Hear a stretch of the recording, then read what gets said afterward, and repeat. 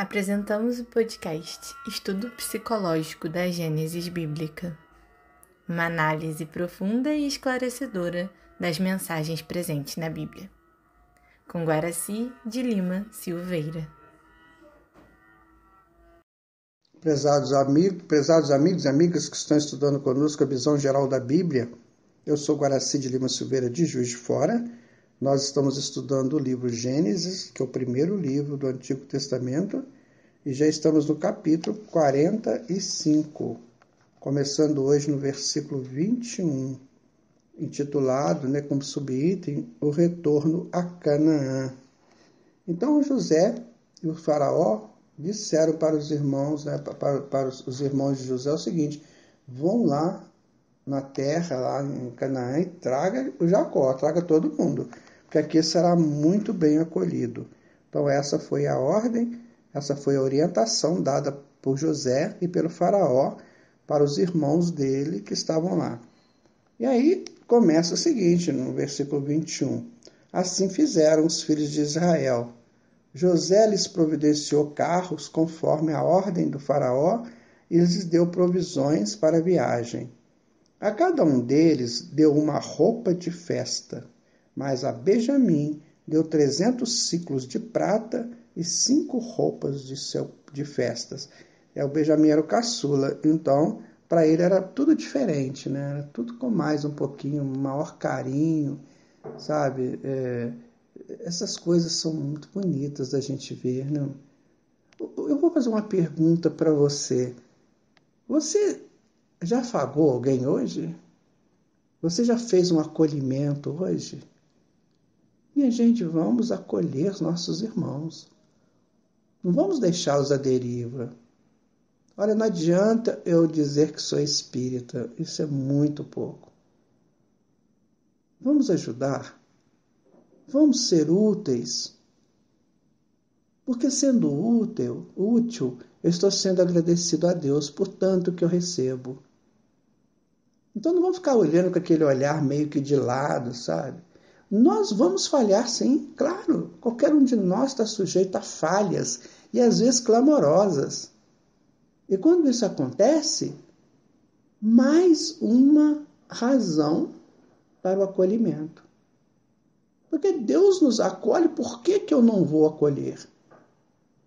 Olha, isso aí tem que ser a diferença. Se você não fizer essa diferença, você não está entendendo. E eu também. Se eu não fizer essa diferença, eu não estarei entendendo nada. Isso são coisas para a gente pensar, sabe? Muito bem. A seu pai, José enviou 10 jumentos carregados com os melhores produtos do Egito e 10 jumentas carregadas de trigo, pão e víveres para a viagem do seu pai. E depois despediu seus irmãos que partiram, não antes que eles dissessem: não vos exciteis no caminho. Olha que bonito. Esse é o verdadeiro trabalhador do bem, sabe? Esse José é aquele que faz o atendimento fraterno, é aquele que dá o passe, é aquele que distribui a roupa, distribui o alimento, é aquele que faz palestras, é aquele que coordena grupos de estudos. Este é o José. Não sei se você já tinha tido uma visão anterior dele, mas quando nós estudamos aqui através da Bíblia, desses textos que são passados aqui, é o que nos parece ser.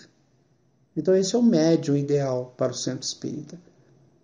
Nós não temos que ter uma grande mediunidade, sabe, minha gente? Tem pessoas que acham que tem que ver espírito, tem que falar com os espíritos pessoalmente.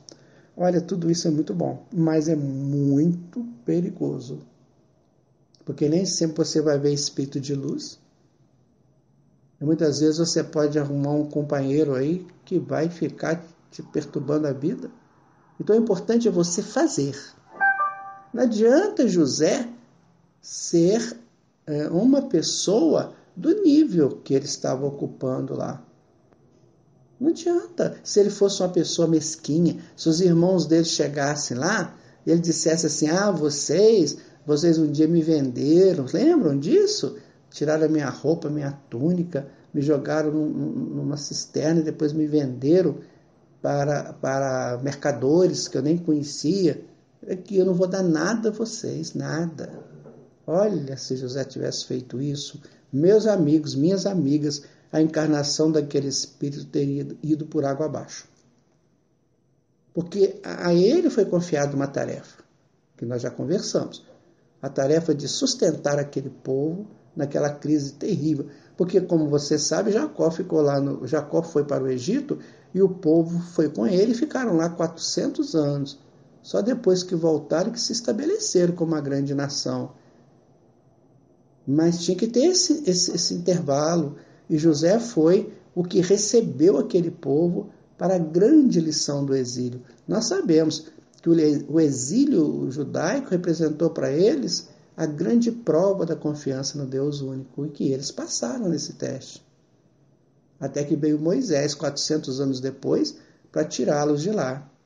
Mas o grande acolhedor lá foi José. E você, está acolhendo alguém aí no centro que você participa? Ou você está achando que a Maria não pode fazer palestra porque a última vez que ela falou lá, ela falou uma palavra meio estranha? Olha, se a Maria fez uma palestra e falou uma palavra meio estranha, convide a Maria para conversar, sabe? Não nivele ninguém por baixo, minha gente, vamos nivelar por cima, não é? Vamos pegar pelos valores de cada um, mas não é bem assim que nós estamos vendo hoje.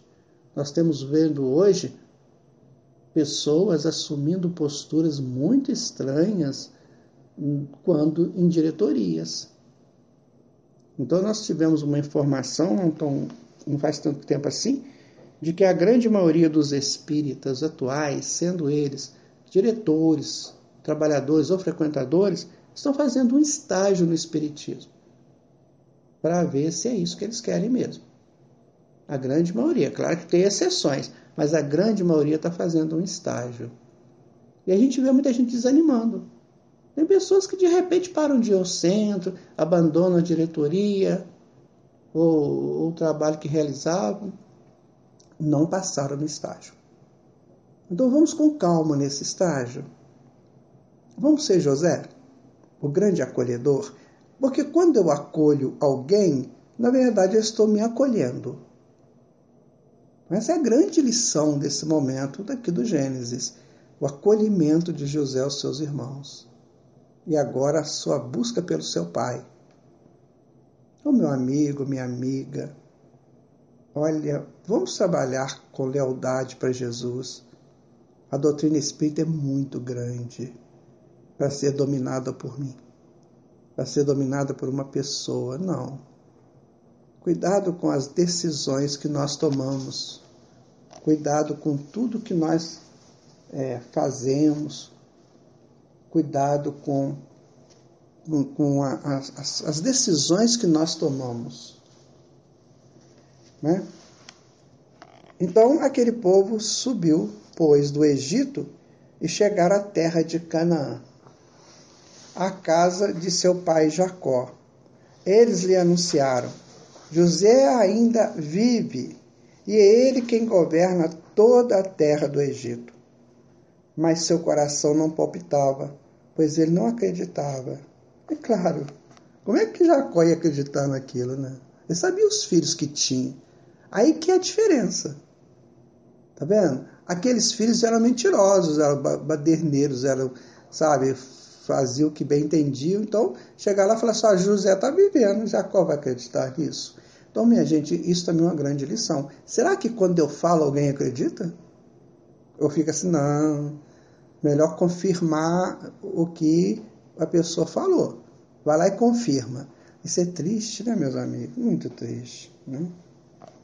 Entretanto, quando repetiram todas as palavras que José lhes dissera, quando viu os carros que José enviara para levá-lo, então reanimou-se o espírito de seu pai Jacó, e Israel disse: basta, José, meu filho, ainda está vivo, que eu vá vê-lo antes de morrer.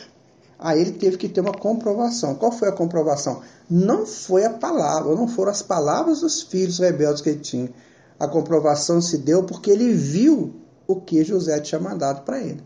Aquele povo, aqueles filhos dele não tinham nada, como é que de repente chegam lá com aquelas coisas todas, né? Para levar Jacó. Aí que ele acreditou. Aquele negócio eu tenho que ver para crer, certo? Então, minha gente, pensemos seriamente nisso. Sabe?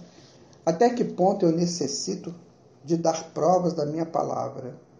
Até que ponto eu necessito que as pessoas confiem em mim depois que eu comprovar aquilo?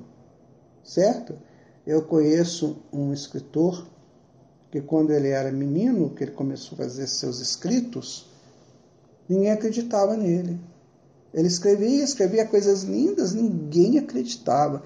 Pois teve um dia que puseram ele lá numa mesa lá para ele escrever e ficaram de olho para ver se ele escrevia mesmo. Aí ele escreveu um texto maravilhoso e tal. Aí que ele foi aceito. Então o erro estava em quem? Nele. O erro era dele. Que não se fazia uma pessoa de bem. Provavelmente ele tinha vibrações lá que as pessoas não acreditavam nele ainda. Então vamos com calma com isso tudo. Vamos nos analisar. Vamos pensar como é que eu estou vivendo. Como é que eu estou deixando as minhas marcas por onde eu passo. Esse texto que nós analisamos hoje, né, é bem interessante. Então José manda os irmãos de volta lá para Israel e fala, traz meu pai. Traga meu pai, porque aqui ele vai ter todo o conforto. Né? E eles vão para lá, vão buscar o pai e José fica aguardando. Sabe, é um movimento muito bonito, sabe, minha gente? É uma coisa muito extraordinária essa de você acolher e de você ser acolhido. Eu gosto muito de falar sobre isso. O acolhimento é muito necessário. Nós não podemos deixar que o dia a dia numa casa espírita torne as coisas rotineiras e comuns. Não pode. Porque cada dia tem um espírito que vai lá levar uma informação diferente. Então, para nós é rotineiro, mas para os espíritos não é rotineiro. Então, nós temos que nos afinar com eles. Aí a gente vai lá na reunião mediúnica e vê as mesmas pessoas e acha que é comum, não é não. O grupo de espíritos que vai lá naquela noite ou naquele momento não são os mesmos. Então eu tenho que estar sempre pronto para as surpresas e o trabalho, a tarefa de cada dia. Porque Jesus mandou nos chamar. Então é como se Jesus representasse esse grande acolhedor, né? E ele o é, que mandou me chamar, mandou chamar você. Vai lá e traga eles para mim.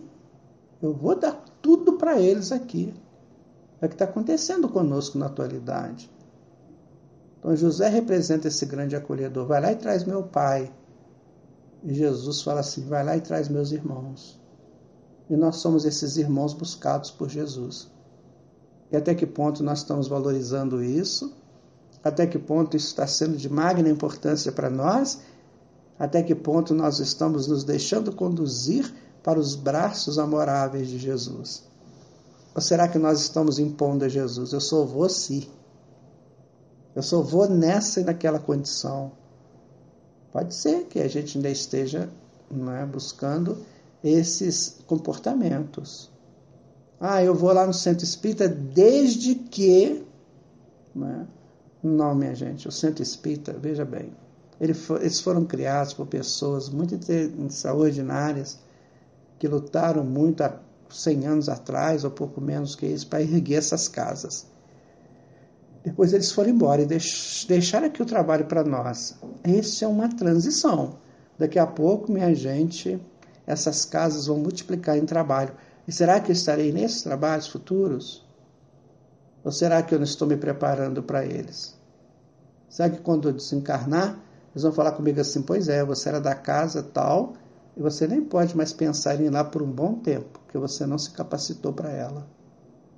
Olha, meus irmãos, minhas irmãs, é tudo muito sério isso que a gente está estudando, viu?